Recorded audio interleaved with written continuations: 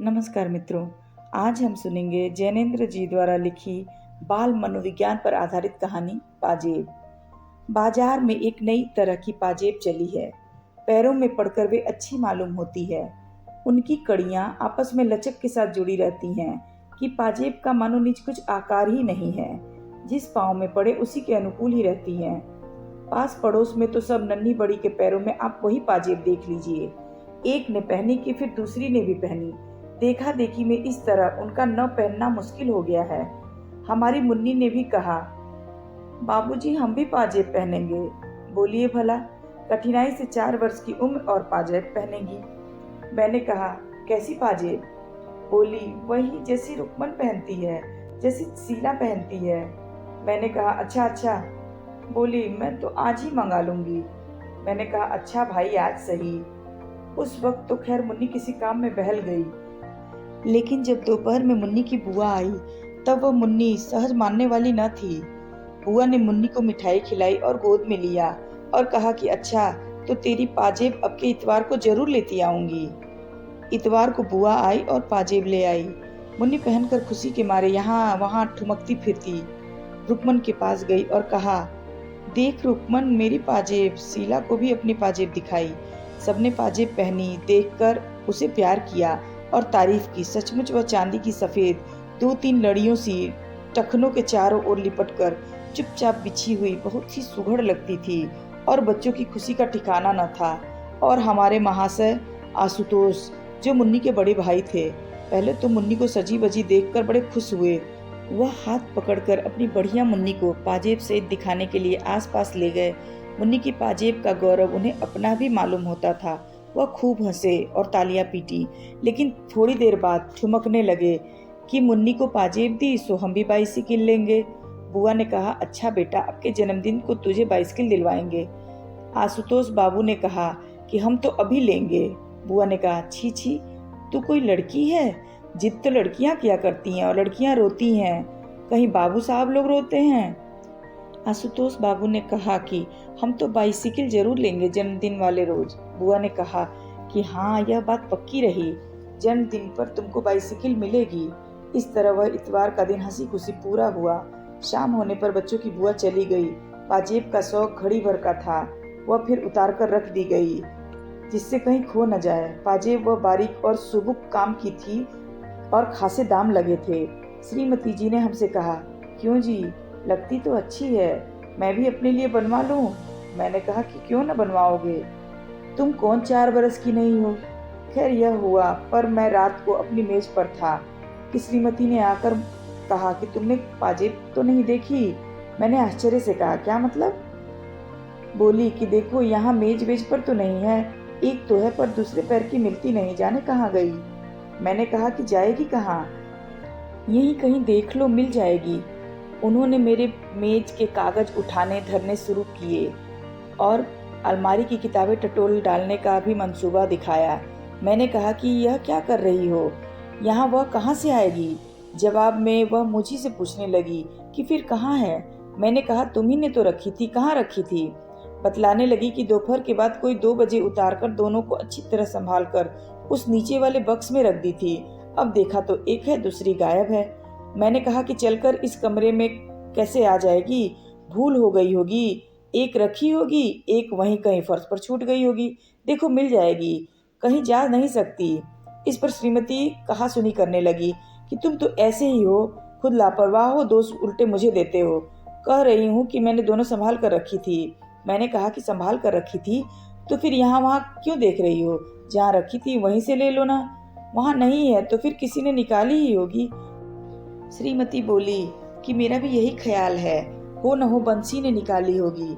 मैंने जब रखी तब वो वहीं मौजूद था। मैंने कहा तो उससे पूछा? बोली वह तो साफ इनकार कर रहा है। मैंने कहा तो फिर? श्रीमती जोर देकर बोली, तो फिर मैं क्या बताऊं, तुम्हें तो किसी बात की फिक्र है नहीं, डांट कर कहते क्यों नहीं? उस बंसी को बुलाकर, जरूर पाजेब उसी ने ली है।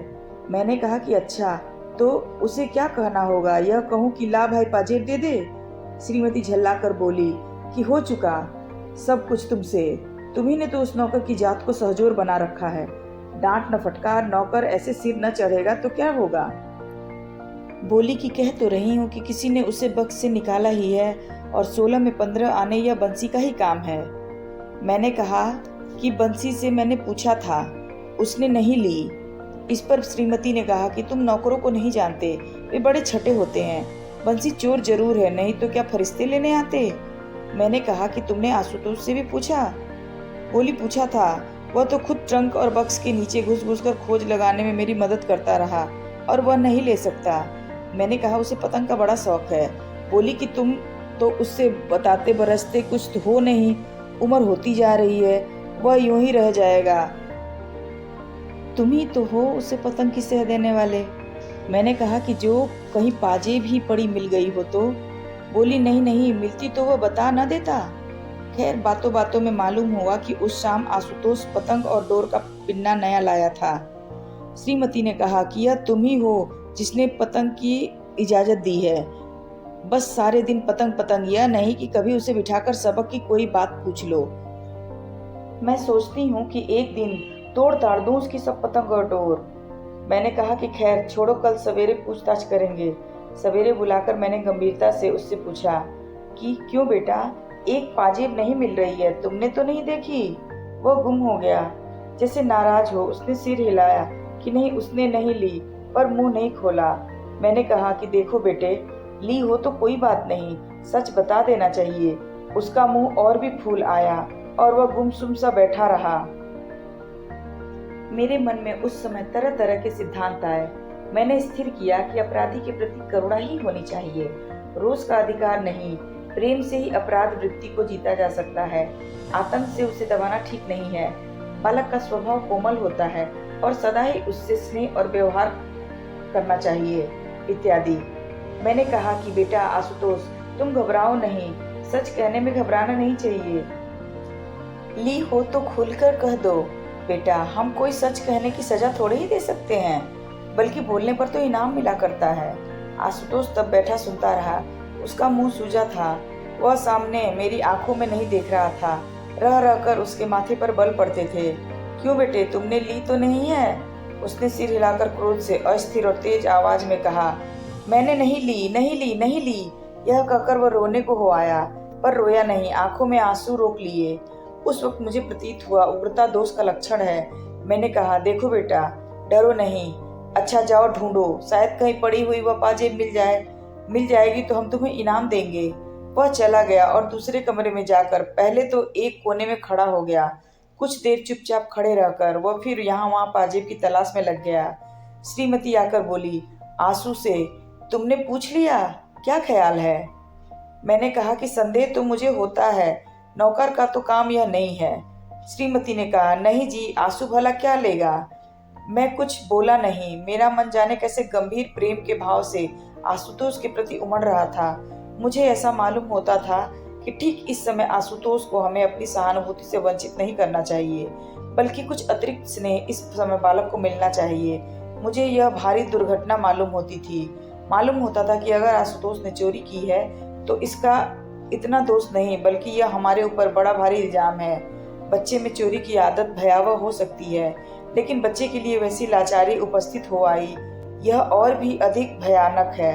यह हमारी आलोचना है, हम उस चोरी से बरी नहीं हो सकते। मैंने बुलाकर कहा, अच्छा सुनो, देखो मेरी तरफ देखो, यह बताओ कि पाजेब तुमने छुन्नू को तो नहीं दी? वह कुछ देर कुछ नहीं बोला।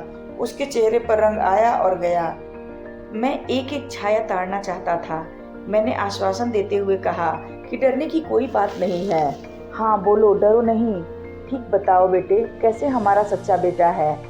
मानो बड़ी कठिनाई के बाद उसने अपना सिर हिलाया।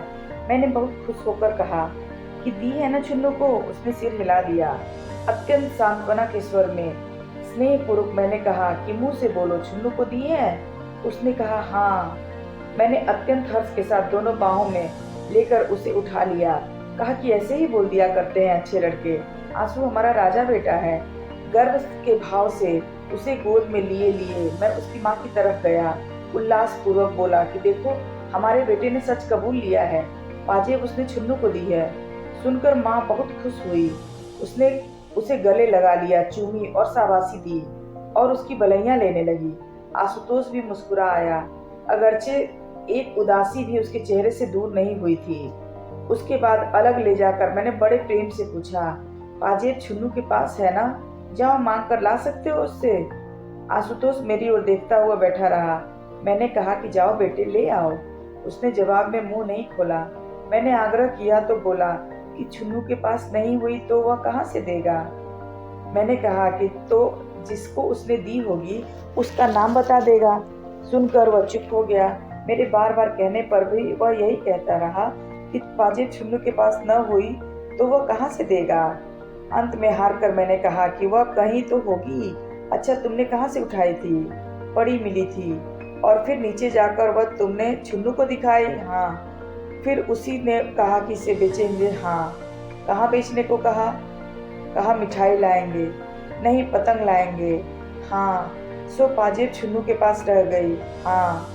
तो उसी के पास होनी चाहिए ना, या पतंग वाले के पास होगी? जाओ बेटा उससे लेकर आओ। कहना हमारे बाबूजी तुम्हें इनाम देंगे। वह जाना नहीं चाहता था। उसने फिर कहा कि छुन्नू के पास नहीं हुई तो कहाँ से देगा। मुझे उसकी जिद बुरी मालूम हुई।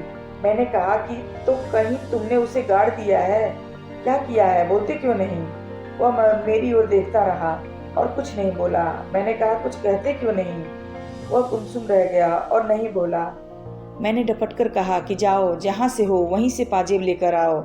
जब वह अपनी जगह से नहीं उठा और नहीं गया तो मैंने उसे कान पकड़कर उठाया और कहा कि जाओ पाजेब लेकर आओ, नहीं तो घर में तुम्हारा काम नहीं है। इस तरह उठाया जाकर वह उठ गया और कमरे से बाहर निकल गया। निकलकर बरामदे के एक कोने में रूठा हुआ मुंह बनाकर खड़ा रह गया।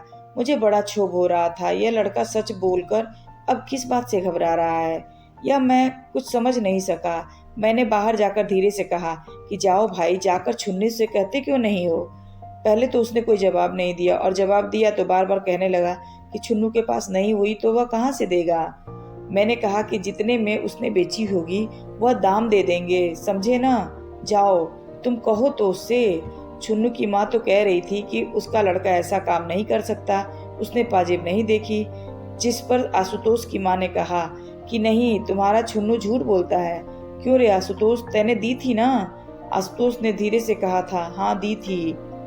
दूसरी ओर छुन्नू बढ़कर आया और हाथ फटकार कर बोला कि मुझे नहीं दी। क्यों रे, मुझे कब दी थी? आशुतोष ने जिद बांध कर कहा कि दी तो थी, कह दो नहीं दी थी। नतीजा यह हुआ कि छुन्नू की माँ ने छुन्नू को खूब पीटा और खुद भी रोने लगी। कहती जाती थी कि हाय रे, अब हम चोर हो गए।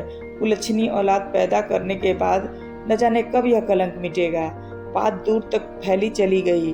पड़ोस की स्त्रियों में पवन पड़ने लगी और श्रीमती ने घर लौटकर कहा कि छुन्नू और उसकी माँ दोनों एक से हैं। मैंने कहा कि तुमने तेजी तेजी क्यों कर डाली, ऐसी कोई बात भला सुलझती है? बोली कि हाँ, मैं तो तेज बोलती हूँ। अब जाओ ना, तुम्हें उनके पास से पाजेब निकाल कर लाओ। जाते क्यों नहीं? तब जानू जब पाजेब निकलवा दो। मैंने कहा कि पाजेब से बढ़कर शांति है, और अशांति से तो पाजेब मिल नहीं जाएगी। श्रीमती बुदबुदाती हुई नाराज होकर मेरे सामने से चली गई। थोड़ी देर बाद छुन्नू की माँ हमारे घर आई। श्रीमती उन्हें लाई थी। तब उनके बीच गर्मी नहीं थी। उन्होंने मेरे सामने आकर कहा कि छुन्नू तो पाजेब देने के लिए इनकार करता है।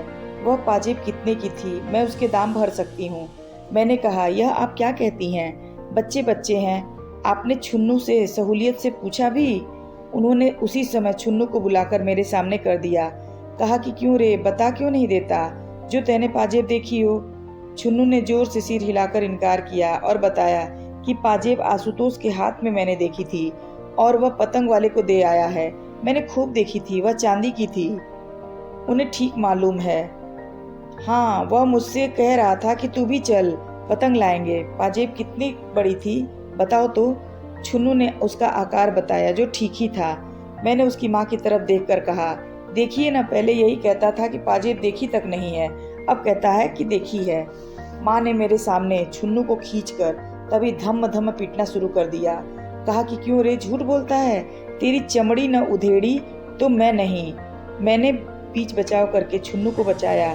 वह शहीद की भांति पिटता था, रोया बिल्कुल नहीं, और एक कोने में खड़े होकर आशुतोष को जाने किस भाव से देख रहा था। खैर, मैंने सबको छुट्टी दी। कहा, जाओ बेटा छुन्नू खेलो। उसकी माँ को कहा आप उसे मारिएगा नहीं, और पाजेब कोई ऐसी बड़ी चीज नहीं है। छुन्नू चला गया। तब उसकी माँ ने पूछा कि आप उसे कसूरवार समझते हैं। मैंने कहा कि नहीं, मालूम तो होता है कि उसे कुछ पता है और वह मामले में शामिल है। इस पर छुन्नू की माँ ने पास बैठी मेरी पत्नी से कहा, चलो बहन जी, मैं तुम्हें अपना सारा घर दिखाई देती हूँ, एक एक चीज देख लो, होगी पाजेब तो जाएगी कहाँ। मैंने कहा, छोड़िए भी, बेबात की बात बढ़ाने से क्या फायदा। सो ज्यो तुम, मैंने उसे दिलासा दिया, नहीं तो वह छुन्नू को पीट पाट कर हाल बेहाल कर डालने का ही प्रण उठाए ले रही थी। कुलच्छनी, आज उसी धरती में नहीं गाड़ दिया तो मेरा नाम नहीं। खैर, जिस तिस भांति बखेड़ा टला। मैं इस झंझट में दफ्तर भी समय पर नहीं जा सका। जाते वक्त श्रीमती जी को कह गया कि देखो, आशुतोष को धमकाना मत, प्यार से सारी बातें पूछना, धमकाने से बच्चे बिगड़ जाते हैं और कुछ हाथ नहीं आता, समझी ना। शाम को दफ्तर से लौटा तो श्रीमती ने सूचना दी कि आशुतोष ने सब बतला दिया। 11 आने पैसे में वह पाजेब पतंग वाले को दे दी है। पैसे उसने थोड़े थोड़े करके देने को कहा है। 5 आने जो दिए वह छुन्नू के पास हैं। इस तरह रत्ती रत्ती बात उसने कह दी है। कहने लगी कि मैंने बड़े प्यार से पूछ पूछ कर यह सब उसके पेट से निकाला है। 2-3 घंटे मगज मारती रही। हाय राम, बच्चे का भी क्या जी होता है। मैं सुनकर खुश हुआ। मैंने कहा कि चलो अच्छा है, अब 5 आने भेजकर पाजेब मंगवा लेंगे। लेकिन यह पतंग वाला भी कितना बदमाश है, बच्चों के हाथ से ऐसी चीजें लेता है, उसे पुलिस में दे देना चाहिए, उच्चक्का कहीं का। फिर मैंने पूछा कि आशुतोष कहाँ है। उन्होंने बताया कि बाहर ही कहीं खेल खाल रहा होगा। मैंने कहा कि बंसी, जाकर उसे बुला तो लाओ। बंसी गया और उसने आकर कहा कि वे अभी आते हैं। क्या कर रहा है? छुन्नू के साथ गिल्ली डंडा खेल रहे हैं। थोड़ी देर में आशुतोष आया, तब मैंने उसे गोद में लेकर प्यार किया। आते आते उसका चेहरा उदास हो गया और गोद में लेने पर भी वह कोई विशेष प्रसन्न नहीं मालूम हुआ। उसकी माँ ने खुश होकर कहा, आशुतोष ने सब बातें अपने आप पूरी पूरी बता दी हैं। हमारा आशुतोष बड़ा सच्चा लड़का है। आशुतोष मेरी गोद में टिका रहा, लेकिन अपनी बड़ाई सुनकर उसको कुछ भी हर्ष नहीं हुआ, ऐसा प्रतीत होता था। मैंने कहा कि आओ चलो, अब क्या बात है। क्यों हजरत, तुमको 5 ही आने तो मिले हैं ना। हमसे 5 आने मांग लेते तो क्या हम ना देते। सुनो, अब से ऐसा मत करना बेटे। कमरे में जाकर मैंने उससे पूरी पूछताछ की। क्यों बेटा, पतंग वाले ने 5 आने तुम्हें दिए हैं ना। हाँ, वह छुन्नू के पास है ना। हाँ, अभी तो उसके पास होंगे ना। नहीं, खर्च कर दिए। नहीं, नहीं खर्च किए। हाँ, खर्च किए कि नहीं खर्च किए। उस ओर से प्रश्न करने पर वह मेरी ओर देखता रहा, उत्तर नहीं दिया। बताओ, खर्च कर दिए कि अभी हैं। जवाब में उसने एक बार हाँ कहा तो दूसरी बार नहीं। मैंने कहा, तो यह क्यों नहीं कहते कि तुम्हें मालूम नहीं है। हाँ बेटा, मालूम है ना। हाँ, पतंग वाले से पैसे छुन्नू ने लिए हैं ना। हाँ, तुमने क्यों नहीं लिए। वह चुप। इकन्नियाँ कितनी थी बोलो। 2। बाकी पैसे थे। हाँ, दुअन्नी थी। हाँ। मुझे क्रोध आने लगा। डपट कर कहा कि सच क्यों नहीं बोलते जी, सच बताओ, कितनी कन्या थी और कितना क्या था। वह गुमसुम सा खड़ा रहा, कुछ नहीं बोला। बोलते क्यों नहीं। वह नहीं बोला। सुनते हो, बोलो नहीं तो। आशुतोष डर गया और कुछ नहीं बोला। सुनते नहीं मैं क्या कह रहा हूँ। इस बार भी नहीं बोला तो मैंने कान पकड़कर उसके कान खींच लिए। वह बिना आंसू लाए गुमसुम खड़ा रहा। अब भी नहीं बोलोगे। वह डर के मारे पीला हो गया, बोल नहीं सका। मैंने जोर से बुलाया, बंसी यहाँ आओ, इनको लेकर जाइए, कोठरी में बंद कर दो। बंसी नौकर उसे उठाकर ले गया और कोठरी में मूंद दिया। 10 मिनट बाद फिर उसे बुलाया। उसका मुंह सूजा हुआ था, बिना कुछ बोले उसके होठ हिल रहे थे। कोठरी में बंद होकर भी वह रोया नहीं। मैंने कहा, क्यों रे, अब तो अकल आई। वह सुनता हुआ गुमसुम खड़ा रहा। अच्छा, पतंग वाला कौन सा है। दाईं तरफ का चौराहे वाला। उसने कुछ होठों में ही बड़बड़ा दिया, जिसे मैं कुछ समझ ना सका। वह चौराहे वाला। बोलो। हाँ। देखो, अपने चाचा के साथ चले जाओ, बता देना कि कौन सा है, फिर उसे स्वयं भुगत लेंगे, समझते हो ना। यह कहकर मैंने अपने भाई को बुलवाया। यह बात समझाकर कहा, देखो, 5 आने के पैसे ले जाओ, पहले तुम दूर रहना। आशुतोष पैसे ले जाकर उसे देगा और अपनी पाजेब मांगेगा। अव्वल तो वह पाजेब लौटा ही देगा, नहीं तो उसे डांटना और कहना कि तुझे पुलिस के सुपुर्द कर दूंगा। बच्चों से माल ठगता है, समझे। नरमी की जरूरत नहीं है। और आशुतोष, अब जाओ, अपने चाचा के साथ जाओ। वह अपनी जगह पर खड़ा था, सुनकर भी टस से मस होता दिखाई नहीं दिया। नहीं जाओगे? उसने सिर हिला दिया कि नहीं जाऊंगा। मैंने तब उसे समझाकर कहा कि भैया, घर की चीज है, दाम लगे हैं, भला 5 आने में रुपयों का माल कहीं हाथ से खो दोगे?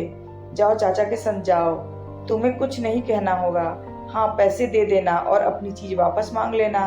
दे दे तो नहीं दे तो तुम्हारा इसमें कोई सरोकार नहीं। सच है न बेटे?